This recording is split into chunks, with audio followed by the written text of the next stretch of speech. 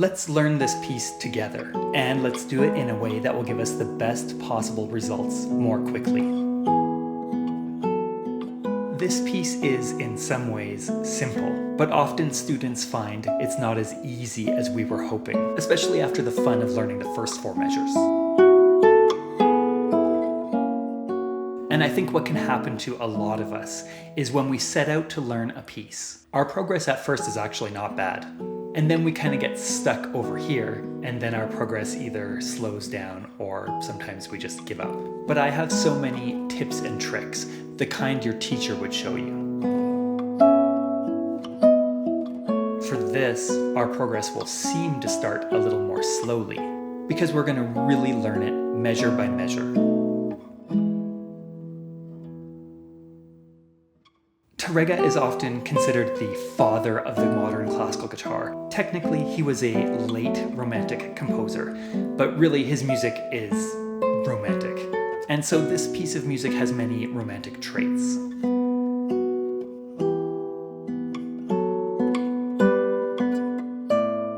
There is a story that Tárrega wrote this piece out of a sense of homesickness or nostalgia. The form of this piece is classic ternary, A-B-A, and A and B are 8 measures each. The sections contrast by mode. The A section is in E major, and the B section is in the parallel tonic minor key of E minor. I analyze these phrases as sentences, and here's our cadences to mark the ends of the phrases. And so here we have what I'll call the basic idea, which is 2 measures long, and then we have a repetition of the basic idea, but we don't have to repeat it the exact same way when we play it. And this 4-measure section is the continuation, which has sort of a harmonic build-up to the cadence. And so as performers, we want to make this structure clear to the audience as we're performing the piece. The A and B sections both have repeats, but we don't usually perform the repeat of the final A section.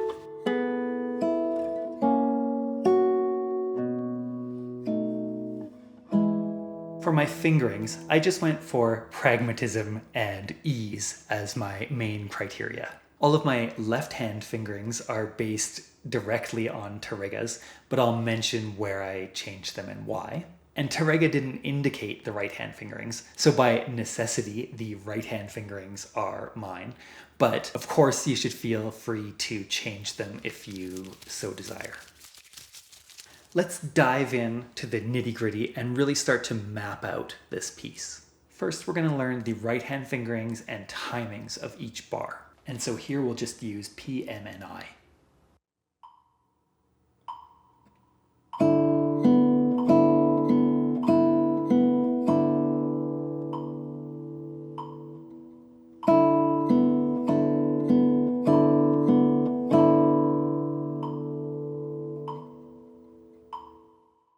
I do admit that Tárrega's fingering is pretty smooth, but mine is like the lazy man's way, and I'm just going to use my 4th finger as a guide the whole time.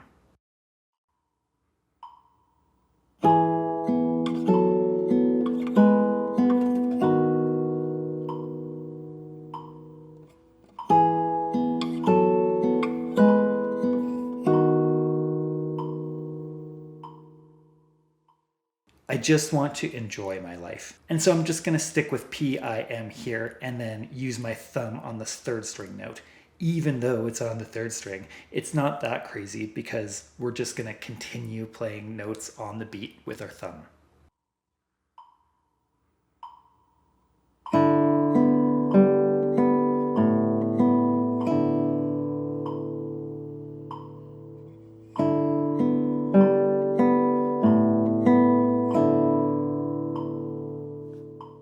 And to keep it as legato as possible when we're connecting back to the repetition of the basic idea, we can use the time of the open string to move back into position to play the next notes.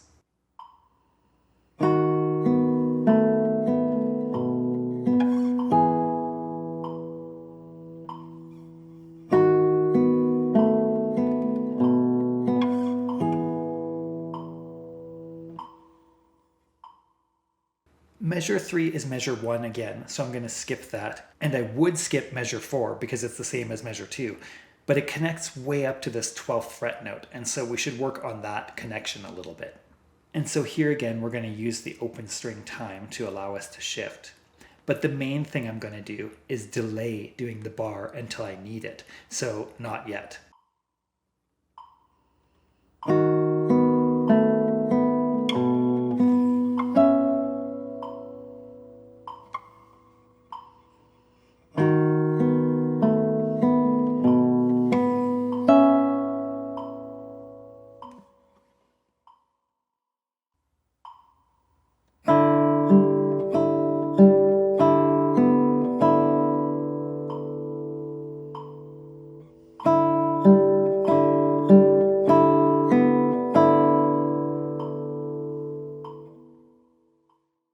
So we start just with 3 and 4 or 2 and 4 if you want, and then we'll wait for the bar, but also make sure to sort of plan ahead with it for the 4th string note. So we'll bar 4 strings starting here. And I'm still using my 4th finger as a guide, and so theoretically I haven't stopped touching the 1st string until I get here.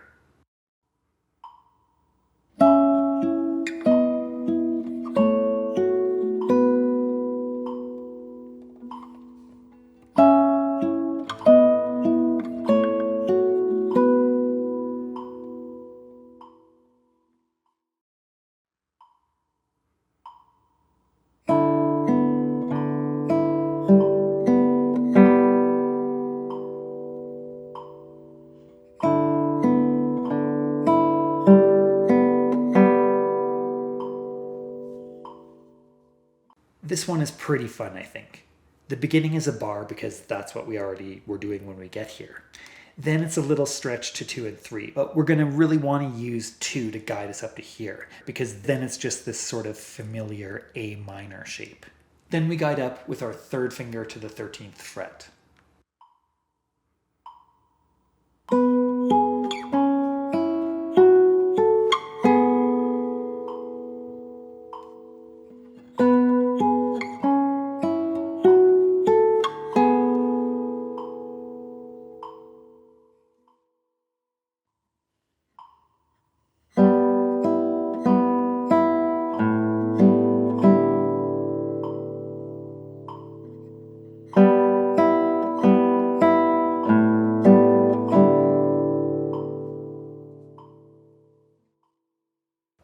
I like to play this note with my 3rd finger so that I can guide all the way down. But if you want to play it with your 2nd finger, feel free. But it is good to plan ahead with your bar to cover the 5th string for when you need it. Let's not overplay these bass notes. They should sort of fit underneath the chord.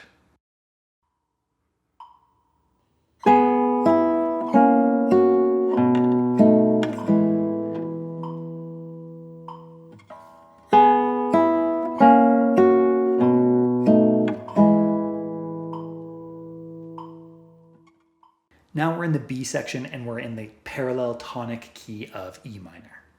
When we're just doing the right hand, we won't hear the articulation of this note. For this chord, we're definitely going to want to use P-I-M-A. And so let's think of the melody as alternating between M and A. But don't think about how M is really busy jumping back and forth. I just say that because sometimes seeing the difficulty is half of fixing it. So just think of it as alternating M and A, and this is a P-I-M-A chord.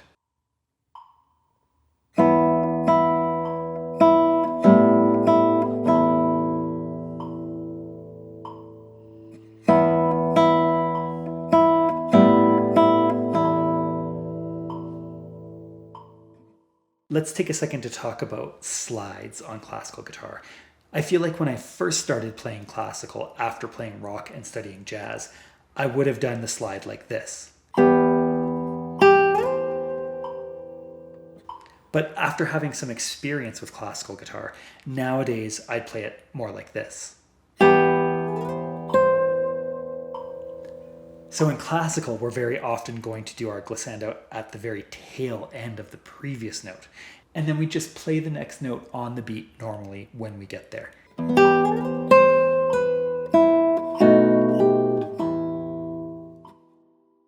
I have to to talk about this pull-off because it sort of goes against the grain of the beat. Like, it's more natural to match your hammer-ons and pull-offs to the beat like this. And then this way is what I'm saying sort of goes against the grain.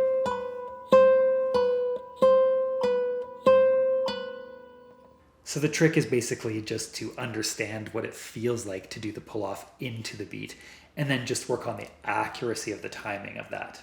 I use 4 here because it seems like less work to me, but if you want to use 3, it's totally possible as well. So we're going to slide with our second finger, and I'd think about keeping your first finger close by so it can sneak in a little early to be ready to sort of receive the pull-off.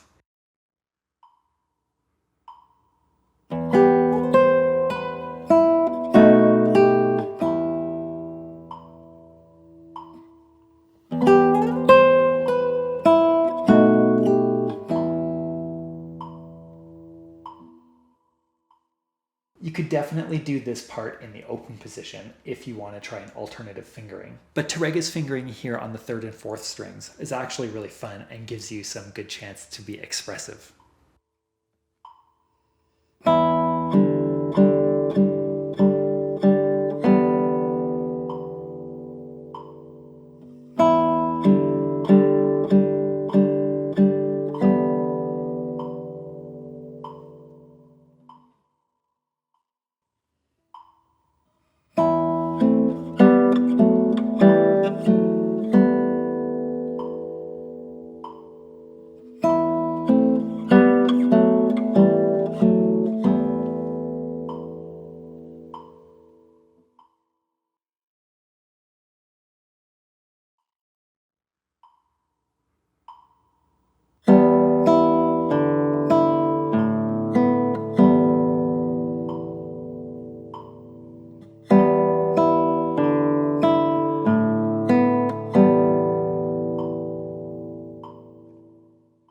We are going to be shifting up from the first position during the time of these open strings, but for now, don't worry about that. Let's just set up comfortably for a 4th finger note on the 12th fret, meaning sort of more like this and not so much like this. So you're not reaching to your pinky. Your whole hand is just comfortably situated around where it's going to be. And then we don't really need to do any reaching or stretching. We just look at the 7th fret a little early to target it. Like, as we're playing the 12th fret, we'll look for the 7th fret. And then at the last feasible second, we let go and shift over comfortably to just the 1st finger note. And then we put down 2 when needed. These 2 notes are our 3rd and 4th finger. And the trick here is to probably think ahead. So just get this choreography of 3 and 4 moving towards their notes. And then we don't have to jump as far at the last second.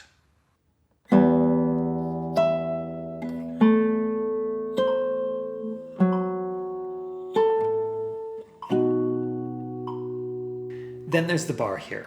Make sure not to work too hard and just worry about getting the notes that you're actually going to play to sound clear.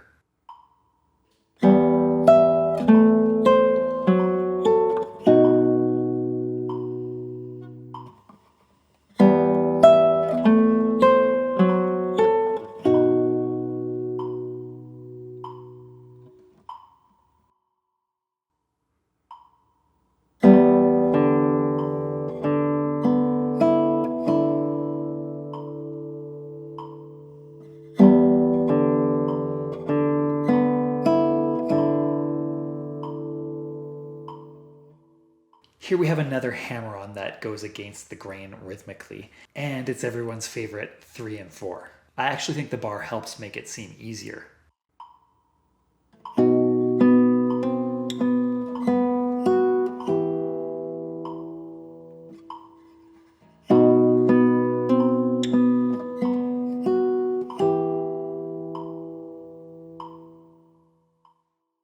Also, a tiny little cheat would be to actually play the C again with your thumb.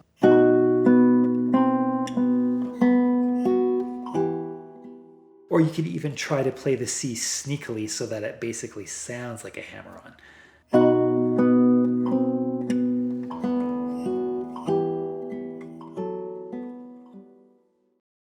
Here we have the minor version of the basic idea.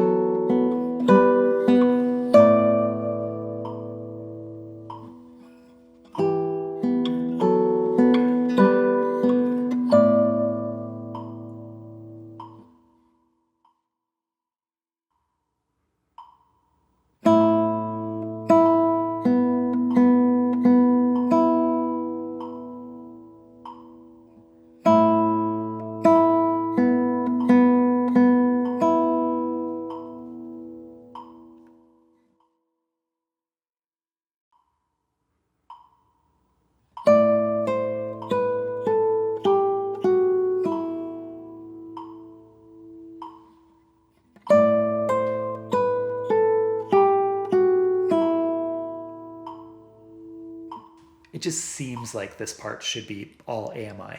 And then here we are over the first 3 strings, and then here we are over 2, 3, and 4.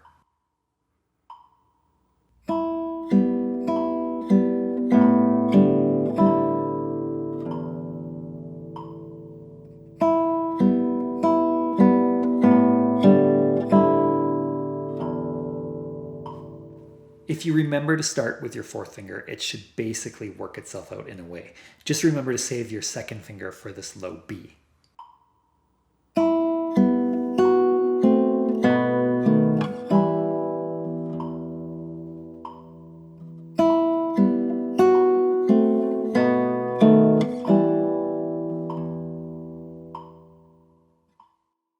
When I talk about phrasing, what I mean is using whatever tools we have at our disposal to illustrate the structure of the piece the way the composer intended. And we want to express some emotion. And so we're going to use how loud we play, or dynamics, and when we play, or tempo, along with how we play it, or our tone. We use dynamics to show the phrase structure of the piece.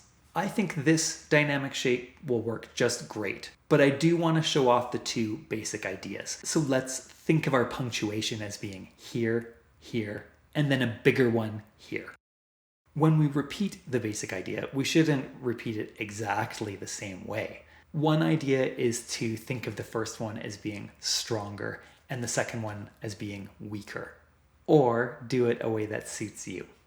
And then at another level, we have sort of global dynamics, which are the large-scale dynamics of the entire section, often indicated by the composer, but not in this case. In Tárrega's edition, there are no dynamics indicated, which I take as a sign that it's probably not meant to be anything too crazy or unusual. So I'll just recommend to play the A section a little more mezzo piano, or just a little quieter, and the B section is sort of mezzo forte. For tempo or timing, we can use rubato to help show the phrasing. We often start a little slower and then build up steam through the middle of the phrase and then settle a little bit at the end. Let's take a look at the form of the entire piece and pick one moment to be the climax. I think it should go right here on the second repeat of the B section with the descending scale that people often interpret to symbolize the falling of the tear. So let's save our most expressive playing for this moment. The biggest point of punctuation in the form that we want to show is probably the return to the A section. So let's just take a little time, take a breath before we pick back up to the A section. For tone color, I think a nice soft but bright sound suits the mezzo piano of the A section. And for the B section, I think of it as being sort of naturally a darker tone, but it's good to use some bright or maybe even almost harsh tones to really give it some expression. It would be a really good idea to sort of map out your interpretive intentions before moving on to the next phase, where we're going to start to reassemble all of our little chunks back into the piece.